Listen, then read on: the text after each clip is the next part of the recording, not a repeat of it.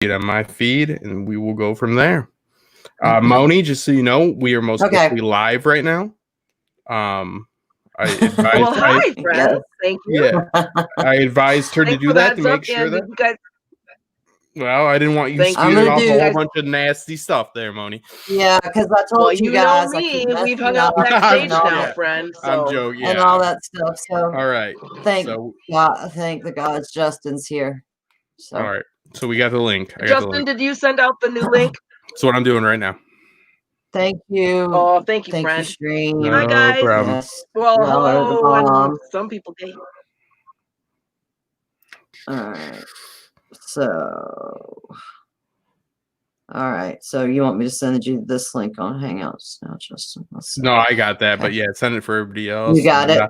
And you can actually edit your Facebook post. You can just edit that post and put that link in. That's the beautiful thing about Facebook. But I'm gonna send it to OTDA, the omniscient. Oh, thank you. Yeah, he's my There you go. Oh, did you put it in Hangouts? No, I'm about to. Okay, there we go. Okay, there you go. Man, you just made it so easy, Justin. No, we used to have to do this with before the dust settles because, like I said, my internet here we didn't have fiber optic and we couldn't run it, so we had to send my stream key out to have the OBS. Outsourced. So you talked about me, doing that with Lori. So yeah, like I said, the best like, internet is the way to go. Yeah. Hey, Casey. Yeah, because you mentioned Lori, doing that. She had to go back to work. She's got NASA. Yeah. Yay! She really does. Yeah, friends. She does. Hey, Robbie and Casey. I think I said Casey already. I have a hard time. And Bravosi. Oh, hey, Bravosi. I always want to spell Bravosi with 2 V's. You don't know what? I think the gods, I think the old and the new gods for these simplistic names here. These names like Chrissy of Oldstones, Bravosi Broadcast. I love it because I usually get like 8292 Nonaria sandwich. I don't know. Yeah. I'm like, I don't know. And then it become a Patreon for like a week, and then like, fuck off. You can't say my name. I'm like, put a name, put a word, and I'll say it. Somebody keeps sending me one, and it's some different dude's name every time, and it says something like Sex Girls 2020, and it's just in my notifications. So I don't know how to get this dude, how do we get the Sex Girls 2020? Like, how do we get that? That's what we want. That's what we need. Like, I want to find you and shut your ass down. No, leave me alone. Yeah, we'll shut your ass down in a very sexual, provocative way. Well, maybe you want to watch it. Yeah. No. I want to shut down myself. He's wanting me and Moni and Lori on there. So. Oh, no. I know you guys personally, so all due respect. I respect you. I'd like to keep it disrespectful for those I don't know. Yeah. And I will shut that down. Okay. Yeah. Okay. So. Welcome, friends. Yeah, welcome everybody. Thank you for coming. Thank you for putting up with my BS. And Shade of the Evening. I think y'all know my name by now. And thank Justin, my good friend, Top Shelf Fandom. I love you. And he is doing this great storyteller series. Yeah, the storyteller series. If you want to tell them about it. Yeah, it's just it's just a macro view on storytelling. So I've had my eyes focused on like screen telling tales other than storytelling tales, meaning how you tell stories through pictures, not actual text.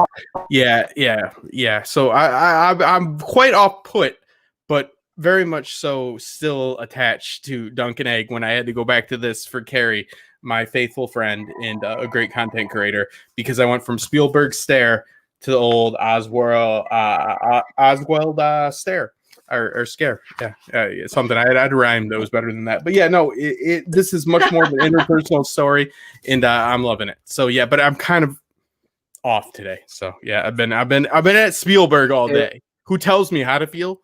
Like me with a spoon, and George tells me like, hey, take a look at this, and ambiguity is power and all that, which I appreciate, but at the same time, it's kind of like right. A little bit of a polar opposite. Yeah. Good thing you can juggle. Well, definitely.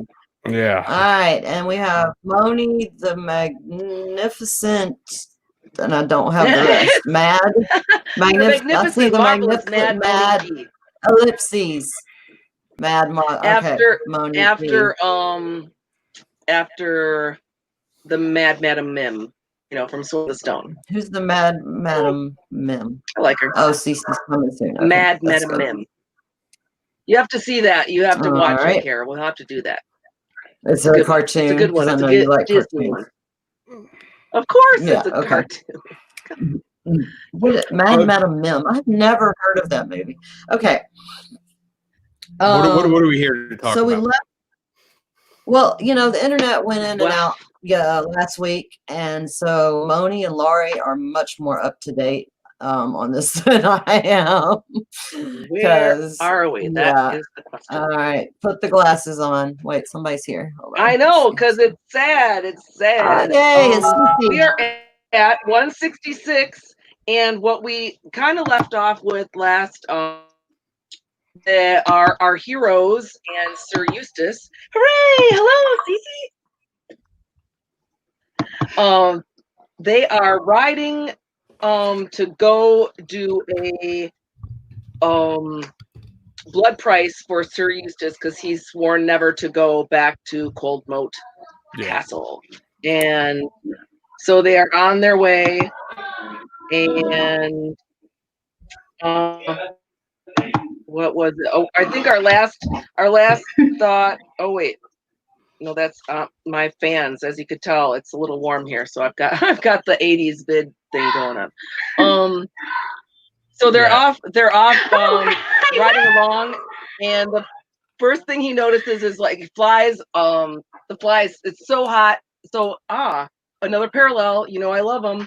The flies have been flying around because it's too dang hot. They have more sense than knights. So, and can we set the picture a little bit more broad for old Justin here? We're setting about 100 years back from the ASO proper, right?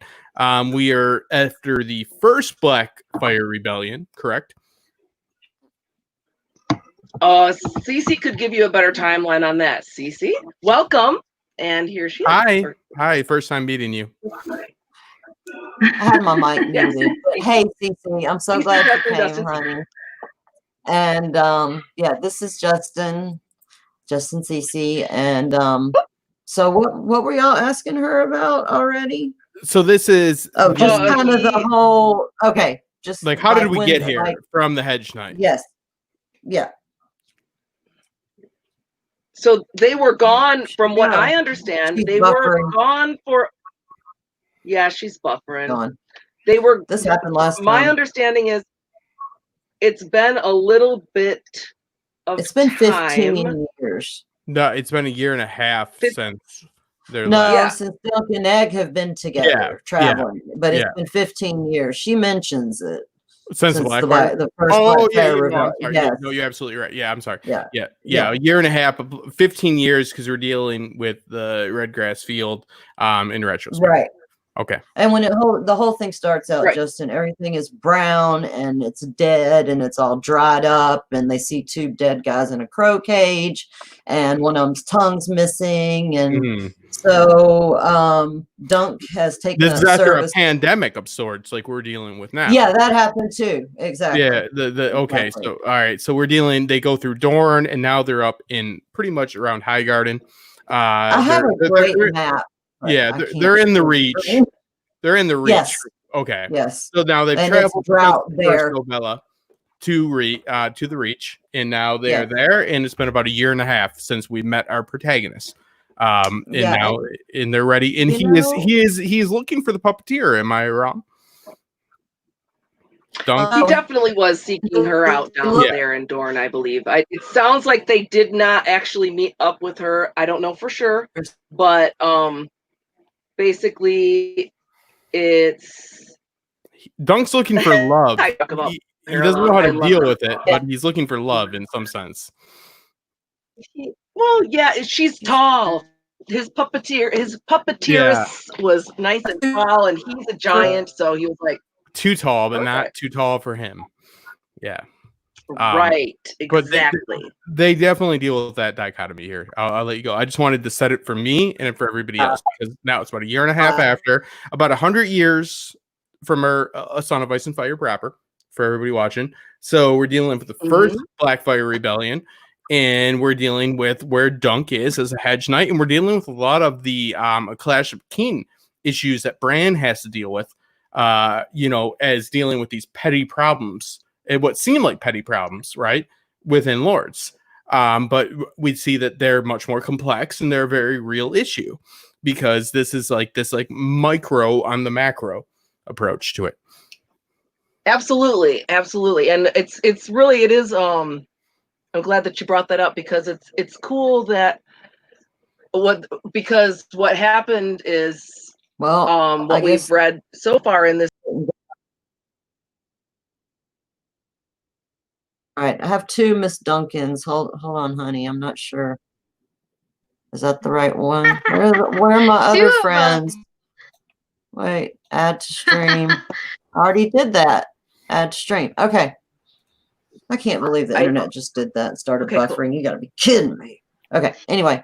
It's just awful. I am going from my phone right now. It's welcome back.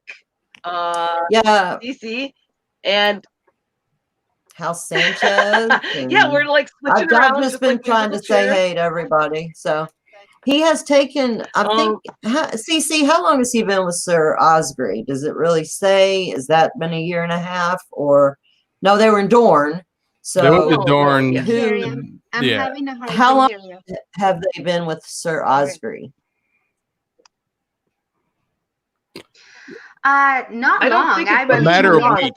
A matter of weeks at this time. If any, yes. Yeah, well, yeah, they've only been gone for about 2 years. Long. Okay. And so Sir Eustace likes to like the good old days. If it had been like this, if it had been like that,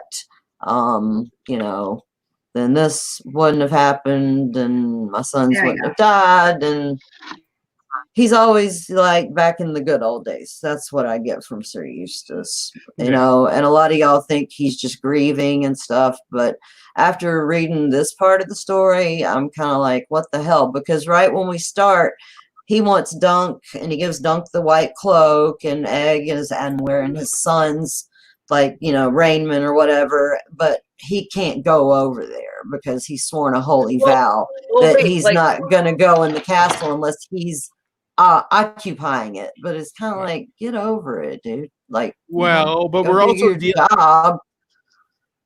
but we're also dealing with a trademark George R.R. Martin story in which he has to deal with the loss of power and the prevalence through it.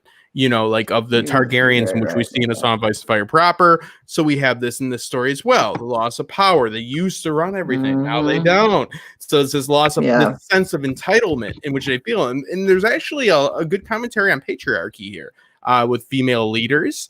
Lady Rohan. So who is to succeed, who was loyal on that red grass field and all that. I think this is a very political, I will say, out of all the Duncan Tales stories, and I'm going to give everybody a little bit of exposition myself, I do feel like I have not read it in a while. And I've been on a whole Spielberg thing. I put that out there. So don't put me in the mousetrap there. But also, this does feel like a little bit of an exposition drop in some senses when they're talking about the times of old. But there's some really significant stuff here, too, that's really enticing. But I do feel like some of the stuff that we get here is like, hey, this happened, this happened, this happened. I'm the guy to tell you this. But then when we get to Dunk actually courting and dealing with the other knights, we actually dive into the real story. But I do feel like this more than the hedge knight is a little bit more of an exposition drop. Definitely, got the feudalism in it, and then what happens when lords, want these guys to pick up and fight and do all the the fighting and everything for them, when it's something that, you know, he actually knows better about, but we'll get there. And then they talk about Watts Wood and how big the animals were, blah, blah, blah. And so he's going back to his Father's Day again, and there were more trees, but the spider cleared them out. So he literally hates this woman, and he has no reason to, except she's a powerful woman, and he can't really do anything about what she wants, what she does. Like, what is he going to do? So hire Sir Bennis. Who are you talking about? Sir Eustace? Yes. He's terrified of Lady Weber. What they talked about the last time is like now Dunk came back with some big huge barrels of wine and brought them back to Sir Eustace and noticed that the river is all dried up. Well, it's a drought right now, so that was alarming. So now he found out Sir Eustace is this other guy, Bennis the Penis, started shit with them because they went over to check it out. And he dire prediction about, you know, you're going to look for water. I can see this ending in blood. And so then when he he finds out can't just go over there and parlay with because he's breaking up. Would never go back. Ask for, that was what, when his daughter, they wouldn't, he and like well, his son was a squire, Cold Moat, but so they fell in love, and he was laughed out of the castle, so he swore there again. So now they're together, and these people in their finding out they're pride, all dressed up, like he's wearing, like Carrie said at the beginning, he's wearing the cape, the real squire, his little to the parlay lion stuff, is for what Eustace did to one of the people protecting her dam. Well, and he cut him on the cheek. Yeah, we talked about the word claret, which I looked up, and the I think, I don't know, mid-age, hey Thunderclap, middle age, I don't know, claret actually means like red liquid or whatever, and the English kind of took that up, Justin, as, you know, like cutting the cheek or whatever. So anyway, we English we tend to. I think that's what he said last week. Absolutely. And Lori just pointed out I'm not even caught, and I for sure caught this, Lori, was so they're riding along, well, they rode for a while, and they come across this tree cat, which I've never even heard of before, but everybody, first, it's kind of funny because he talks about, like, I'm thinking of the ones in the Vale, smell? And it's like, it smells like Sir Bennis. I don't remember. Yeah, he's like, ew, it smells worse than Sir Bennis, and it's like this decaying animal with maggots, and so it's super gross. And so they could liken it to how nasty Sir Bennis smells, because he's absolutely he smells disgusting. like a bad cheese, Justin, if that basically breaks it. I mean, he's he like never bathes. It's like peeling an onion. The more and more layers you get, the following. Oh God, I wouldn't want to peel him. He chews sour leaf all the time, so he has an nasty teeth. We're seeing the perspective of these little issues that come about, especially after a rebellion of sorts, that we kind of dismiss in a Clash of Kings, you know, with Bran at the table, you know, and stuff like that. But the dealings of the small folk that have never met a Stark or a Lannister or an Oswald, you know what I mean? Absolutely. And so right after, so Egg. Go ahead. I was just saying, he's called these eight guys to start training to fight for Sir Osgrey, and it's Watt and Watt and Watt and Treb because he can throw rocks, and it's just they're not adept. Pitiful little band of dudes. So. And that shows us who is fighting for Robb Stark. This shows us the type of troop that you would get. Yeah, you're right. It shows us feudalistic exactly right. warfare. That shows us, none of these troops, even at the lowest level, Dunk does not find them adept whatsoever. Like he's with the sandbags or so forth. From what I remember, it's George's fascination from what people always say he's a pacifist and anti. Of course, everybody's anti. Everybody's anti. Nobody wants war, but hey, but also no, but it happens. But he also says he would have fought against the Nazis. So he's not necessarily in the essence of pacifist. And he's said this many times. So what he does not understand is why people follow leaders places when they don't have their best interests in place. So I know you were serious, but the way you nonchalantly OTDA, I'm not to be but serious. I was putting my headphones on. Yeah, you're back. Okay, you're back. But I do mean the way in which they talk about the summer sickness. I had a moment today in my schedule to look through this again, and I was like, they're talking about the summer sickness as if it was COVID. And that's what spring sickness. But there you go. But that's what we do. We put a name on it. We do it. It's very relevant. What I was wondering is the spring sickness, because he says like a guy will be healthy in the morning and then die at night. Like I don't even think the plague kills people that fast. Oh, it does. It does. In the does it? Okay. The Tudor's time does as well. Okay. Yeah. I did not know that. I thought it would at least take like a Let's remember that this time they thought that getting rid of your blood would get rid of your disease. So they're like, oh, you're bleeding and you're sick. Get rid of my craziness. Like, there you go. We'll make you good. Yeah. Like horse likes to Robin.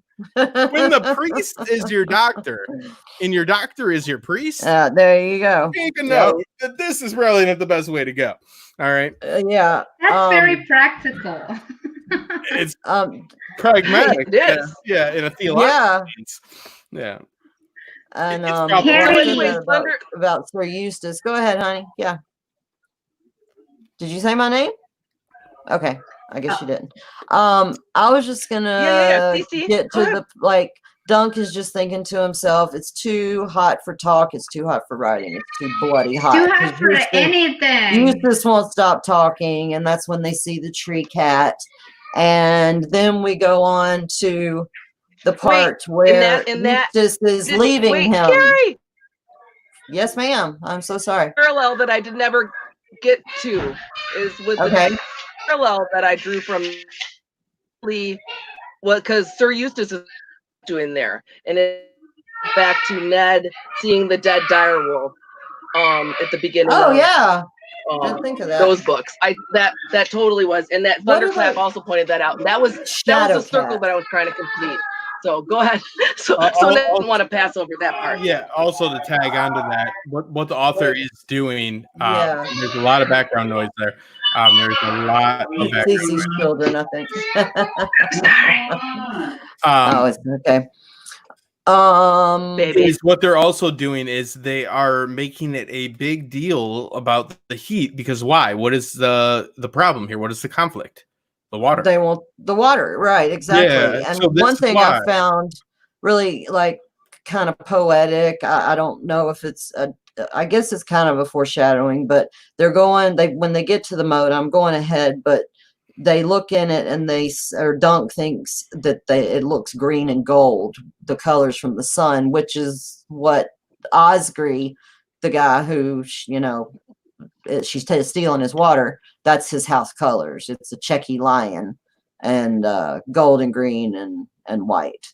And then before that, Dunk is pretty much trying to teach Duncan how to speak to a lady, which is, he's never done it. He's talked to Tansel, and I can't even think of another woman he's talked to. Can you? That didn't really work out that much. Yeah. Yeah. No. He's talked about different times, but he knows that she's a lady. Yeah. This is a theme. Lady, and this is a theme that's mimicked many times throughout the story about a younger individual, and I actually in my own life remember this, telling an older brother about how to talk to women when I had never spoken to a woman.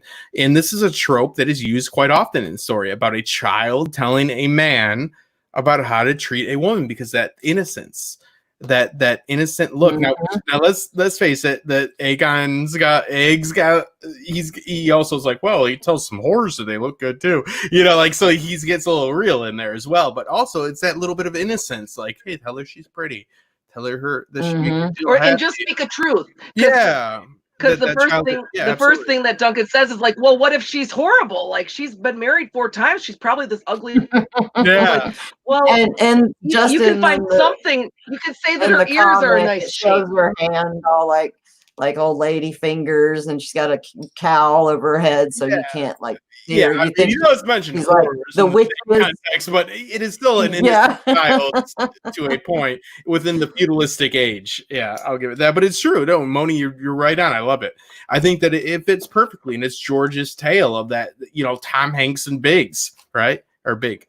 And all that, and stuff like that. Yeah. I mean, it's happened many times. That's I like these parallels. That's statutory rape too.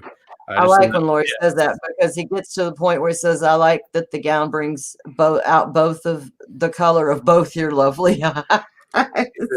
Like he's just poor guy. He says whores even look good. I'm like, oh, there's the innocent flaw. So there it is, right there. But that's where George becomes George, which we love him for.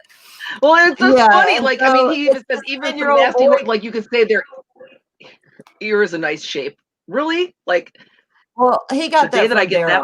Yeah, he likes my ears. What he actually, touched. Anyway, so Egg's 10-year-old boy's trying to tell him how to speak gallantly to the ladies and, compliment them on everything.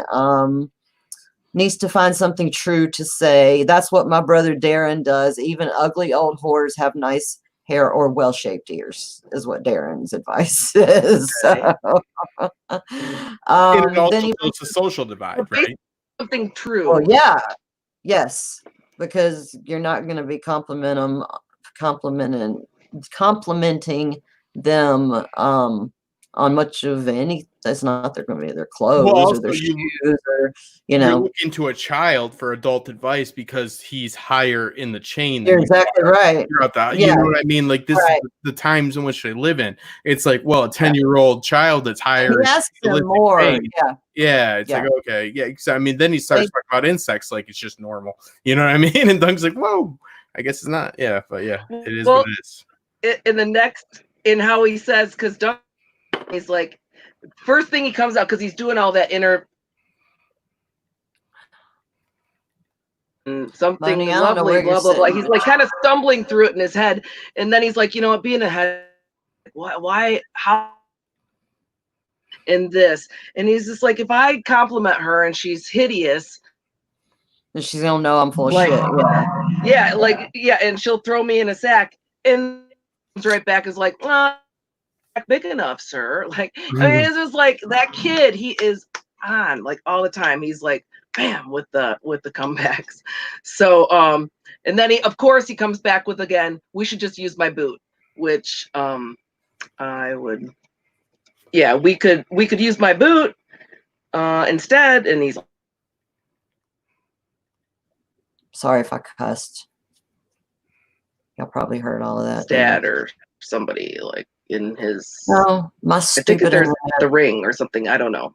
Anyways, well, it's called their ticket, but it's their boot. ticket to, I also read it, so ticket to paradise. Ticket get out of jail. Say I'm what I say, but they don't. There's no sack. No. And so they go to the stream. Dunk thinks, it's deep enough to drown a man. And then he really, once they cut across there, we're in the widow's power. And he is so scared of this girl and what he's heard about her killing 4 husbands and no children and sorcery and poison and just all of this stuff that people throw around about her, which I'm sure she lets happen on purpose, because she does have plenty of people there to protect her, but if somebody big time came, she's not gonna like win the day. So anyway, don't have a sack big enough. Yeah, that's exactly right. Cece. So okay, then they notice there's not only have they put a dam on the stream, they've dug the ditches to divert all the stuff through the fields and a bunch of smaller channels in it. Well, it doesn't say that there, so I'm not going to say anything, but he thinks to himself, what he's riding into, 1 man with a boy of 10 to guard his back. So they've gotten to the point where they trust each other with their lives. At first, Dunk's like, don't steal my stuff if I leave you here for the night. And now we've evolved into this. So. And I do want to say, because Justin, you hearkened on behind the scenes, because Egg's perspective, like, what are they even doing this for? Use my boob, like, knock it off, like, you know what I mean? What do you mean they're fighting? And he's just like, it's not a war, because these guys, you know, this guy's gonna get married and this guy is gonna have a baby and this guy, and Dunk's like, you know what, that happened when they fought for your uncle too, in the red field, right? And he said, well, no, but it is war. See, to these guys, it's war too. Like, so it isn't like a declared war by the prince, but these are just 2 people, and the castle cut off the river. So therefore, the guy just how far a league is. It is like 2 or 3 leagues away. A league is what, 3 miles? Like, what is a league? I'd have to Google it. I'm not a lawyer in maritime law. I have no clue. No, I thought it would be. Well, is league? I want to say 3 miles. Like on land too. I want to think that. Yeah. It's depth though. Yeah. No, let's not. Yeah. I think I know it. No, it's not, and I think I know it from. No, it just is how Dad being in the military, and that because I look up stupid shit like that. But anyway, and then the next page is where I said the part already about the shining green and gold, and they stop and Dunk changes into his good Dornish tunic, and they both make sure to loosen their blades up a little bit so they don't get stuck. So, what did Cece say? I'm gonna put that up there. It's 3.452 miles is a league. Okay. Nautical league. You guys, that's pretty good. I thought of it more as ground stuff with like the army. I said a 3 because it's the yard rule, you know. Yeah. Interesting. Duncan pretty much is go ahead. No, I was just gonna say we're not gonna join you metric system, even though you make way more sense. No, through the metric system. America. We're stupid because yeah, it's all right. Somebody was trying to I think it was the dog show was trying to teach me how to change Fahrenheit to Celsius. And no, I don't care that. No. We have the right to be stupid. It makes sense. There you go. Yeah. We know it's better. Shut up. Wait, what did Thunderclap I just was wondering say? That took hours hours to get there. So yeah. Place. Well, I don't know how fast they're riding the horses or anything, so I have a map and I can't freaking hot. Well, yeah, and I can't figure out how to screen share yet, but once I do, I have a really good map of this area. So, well, we know it's close enough for the Greyjoys to. Yeah, it's close to the. It's very close to the coast.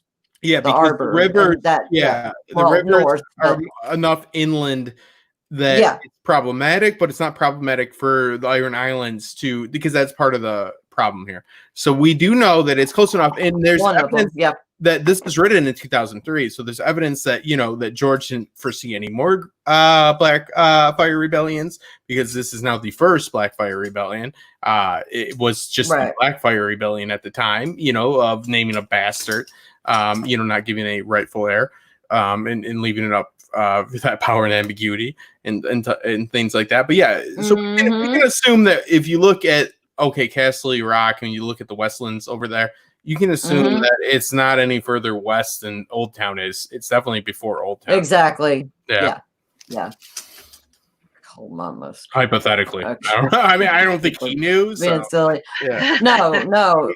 When I looked at the map, that's what I was about to say, Lori, that cold mode, after everything Eustace had said about it, was pretty much a disappointment. And there's still an osprey lion carved in there, and he made sure to tell everybody his father showed him, and he showed his kids and all that kind of stuff. But there's plenty of spider banners, Moni, with their pictures. It's a little blurry. I think you're breaking up, honey.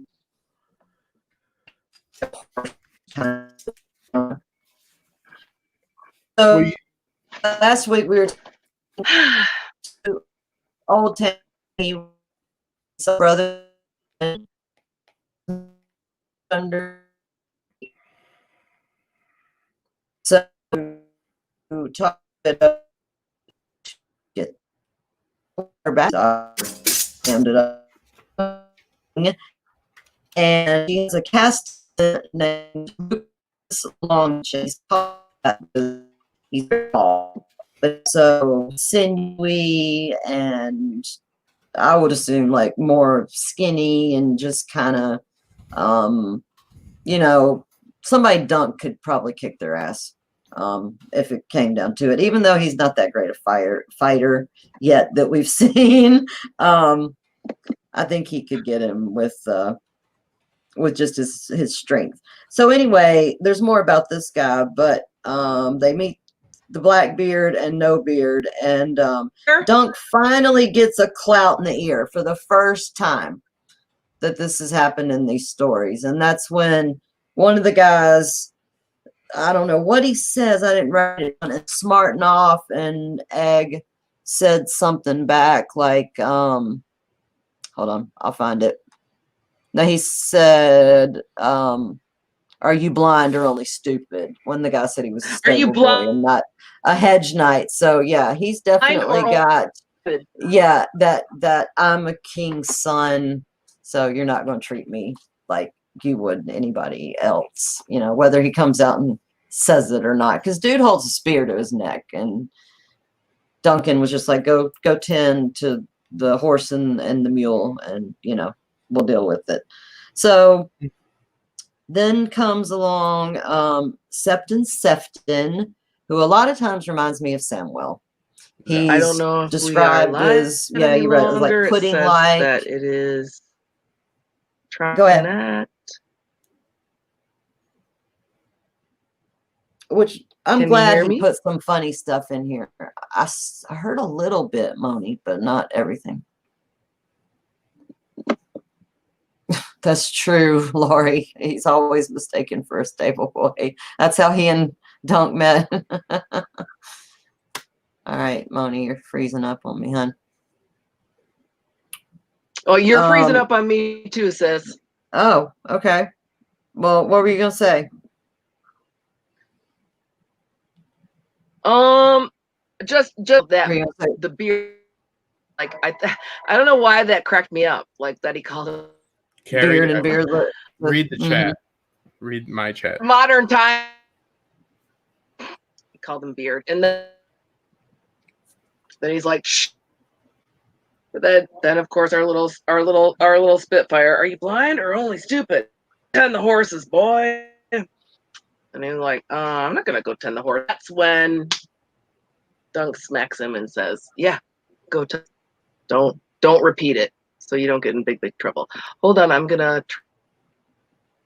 listening, but I can't hear you guys. Are you still there?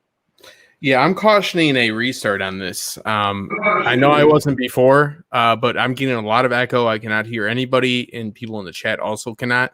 And I know that, Carrie, you have a really sound message here. I am cautioning a restart on this, you know, in a few days or what's, and I'll be there for it. But it's really, really sketchy. As far as I can't hear Monty. I can't hear you when you speak. I'm hearing nothing but echo. It's very, very hard. And it's hard for the people there to do it. So I know I don't want to do these to the people in the chat. Like, who wants to watch the show? Well, no, because you have something to say, and what you're saying is good. So, like, let's let them hear it, and let's figure out these tech issues and go from there. Before it was just a link that could have been worked with. We worked with it.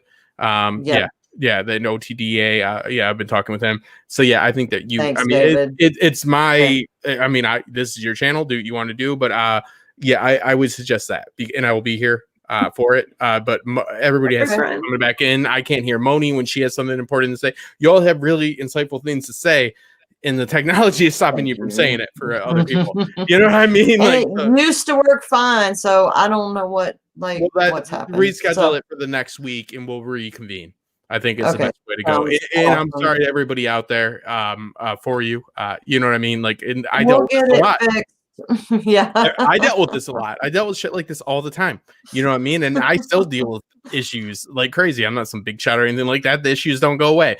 But these technical issues, especially during this time of COVID, are a very big issue because everybody is streaming right now. I know she just invested a lot of money into her internet.